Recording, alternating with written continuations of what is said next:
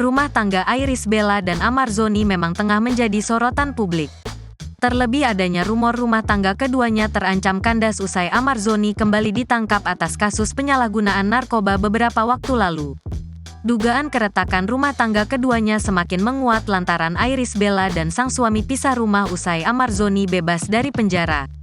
Baru-baru ini diketahui Iris Bella secara diam-diam telah melayangkan gugatan cerai terhadap sang suami di Pengadilan Agama Depok, Jawa Barat. Gugatan cerai dilayangkan Iris Bella pada Senin tanggal 6 November tahun 2023 secara online. Diketahui juga sidang cerai perdana keduanya telah digelar pada tanggal 16 November lalu di Pengadilan Agama Depok. Namun keduanya sama-sama tak hadir dan hanya diwakilkan oleh kuasa hukum masing-masing. Kabarnya, sidang cerai lanjutan keduanya akan kembali digelar pada tanggal 23 November tahun 2023 mendatang di Pengadilan Agama Depok. Sekedar informasi, Iris Bella dan Amar Zoni menikah pada tanggal 28 April tahun 2019 lalu. Rumah tangga keduanya juga sempat diterpa musibah lantaran saat kehamilan pertama, anak kembar yang dikandung Iris Bella meninggal di dalam kandungan.